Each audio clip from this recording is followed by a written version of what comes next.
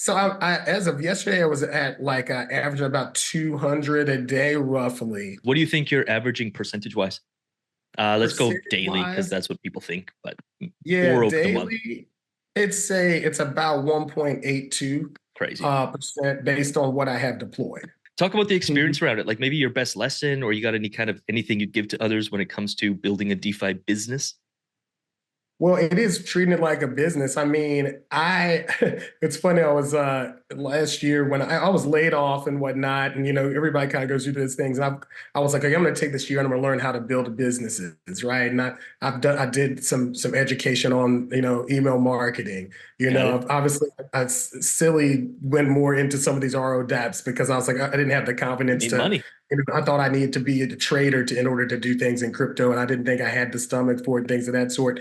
So, I have been working decentralized for a long time and I've always been able to offboard. So I kind of looked and I saw where I was spending money here and there. I just wasn't tracking it. And when I looked and I said, Justin, even though it was ROI Dapps, I saw that if I maintained that over a year, it may have been close to $20,000. And Right. I was like, oh my God, Justin, you've been running around trying to build a business. You got a business right here and you're running it like a crackhead. I love it. That's basically what was happening. And I was Love it. like, in there, and just the timing worked good because I came across you guys around that same time when I had created spreadsheets, didn't really know what I was doing. You guys have a lot of tools already pre-made. So I trying to first kind of dove right into that and then it started to come more fruition. Then after I gained confidence after about 60 days, I was like, I need to see more. I started to key in on the exact things. And even as of this week, I've updated it to Cool.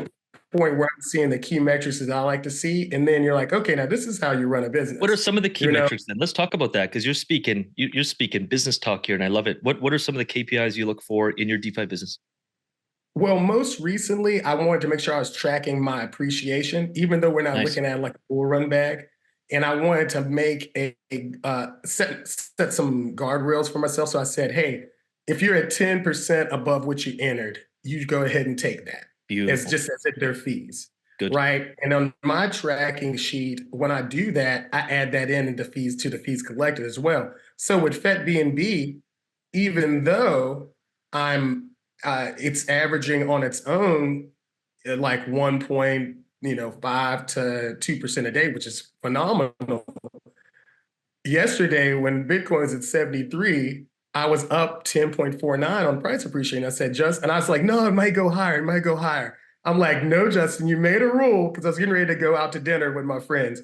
I go ahead and take that price appreciation. All of a sudden, I'm averaging 3.35% on Yep. that Yep. because I stuck to that. Actually, kind of hedges myself. And then what happens? I come home from dinner and Bitcoin's at 67. So, and it wasn't, I wasn't, clairvoyant or just guess the top right. Yep. I just stuck to what the guardrails I'd set for myself, So really. good. Stick to the rules. I still to this day, I'm like, maybe I won't. I was like, Lucas, every time you try and be smarter than the market, you get burned. So just stick to your rules. You're not that smart. I'm like, all right. And it's cool because we'll start like, oh man, if I could make $100 a day in a business or in anything we do in life, and like at some point you hit it, you're like, well, what else is possible? And then you hit that, you're like, well, what else is possible? And I think it's such a spiritual game to keep expanding in the physical world because you're forced to expand spiritually. So I'm like, what? Yeah. So it's not like people are like, oh, everyone's just greedy. They want more money. I'm like, no, no, no, no, no. There's more than enough for everyone. The growth. So what's your next sort of level of growth?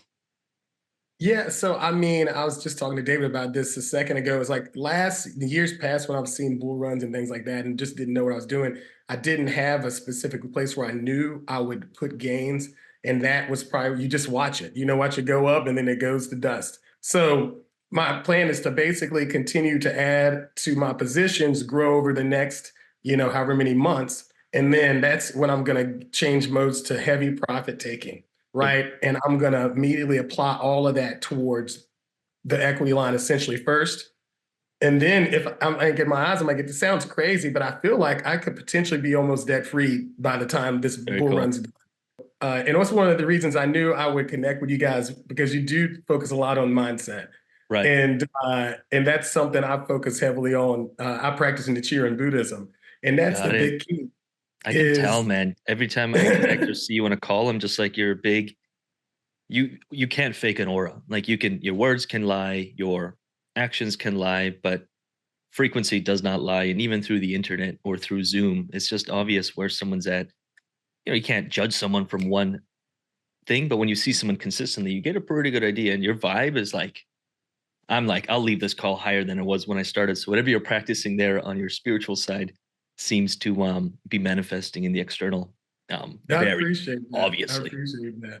And that's like the thing, a lot of it's a practice, right? Because everything getting good at business is everything about practice. You be getting good physically, it's about practice. So one of those things is looking, there's not an evil outside of yourself or good. Crypto used to be, I used to feel like you couldn't succeed unless you were a degen or greedy or this and that.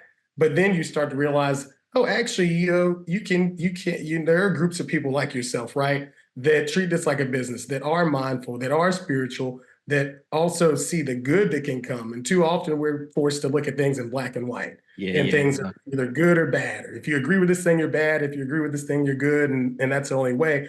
But that's clearly not how things are.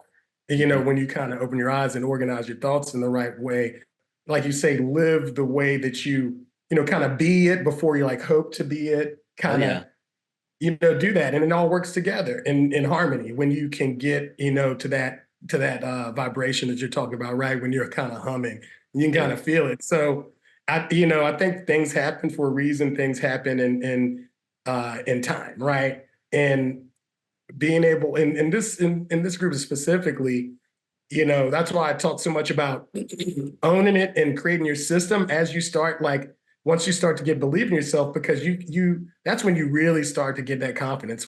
the external is always a manifestation of a frequent internal state. And you don't have to be perfect. I lose my shit. I get mad, but I'm like, most of the time, 95% of the time, where are you living?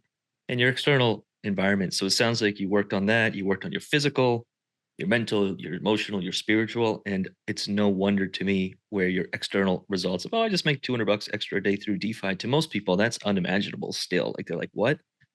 But you set the foundation, you plant the seeds, and like next thing and it's not even about the money at I think where you're at because you're just so freaking happy whether you have it or not. And to me, that's success. Like we literally won the game. Period. Period. Period. That's it. It's it. If you are getting that joy out of the journey and the process, just as much as like bringing home, it won't matter, at the end of the day, because even if you're bringing in a lot of money but you're not happy, it's not going to Totally. do you. Yeah, Yep. you're absolutely right. Self-awareness, that's a big piece. And like what you were saying a second ago, I want to tell people about it all the time. You're like, I'm talking to my mom and she's like, huh? And I'm like, I'm investing. Just just leave it at that. And It's you are like, investing, and you can actually call yourself that. Where I question when other people call themselves investors because when I look at what they're doing, I'm like, it's a job.